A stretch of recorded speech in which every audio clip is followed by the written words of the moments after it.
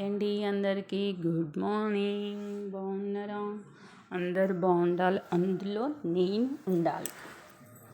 Subscribe చేసుకున్న వాళ్ళందరికీ thanks అండి. ఫస్ట్ ఆఫ్ ఆల్ సపోర్ట్ చేసే వాళ్ళందరూ కూడా థ్యాంక్ యూ. సో ఈరోజు మేము అనుకోకుండా అలా కొబ్బరి గజ్జలు చేసినామండి. బాగుంది, టేస్టీగా. కాకపోతే ఇది అందరు చేస్తారు, కాకపోతే మీతోటి షేర్ చేసుకుందాం అని చెప్పి నేను ఈ వీడియో అప్లోడ్ చేసిన. అందరు లైక్ చేయాలని అనుకుంటున్నా. ప్లీజ్ సబ్స్క్రైబ్ చేసుకోండి. సో రవ్వని ఫస్ట్ ఆఫ్ ఆల్ కొంచెం ఆయిల్ వేసి ఫ్రై చేసినట్టు చేస్తే పచ్చి స్మెల్ పోతుందండి.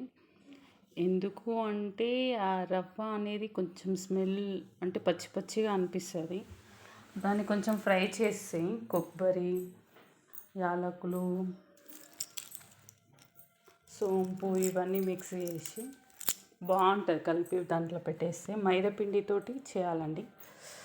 కాకపోతే మైదాపిండి వాటర్ పోసి కొంచెం ఆయిల్ వేసి దాన్ని కలిపి పెట్టాలి. కలిపి పెట్టిన 5-10 మినిట్స్ దాకా దానికి లీవ్ ఇవ్వాలండి. స్మూత్గా బాగా అవుద్ది. చేయండి, బాగుంది.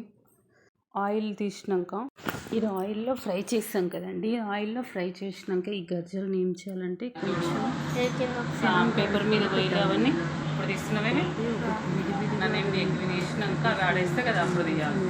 అలా వచ్చేది బాగుంది, ఖరాబ్ కావండి.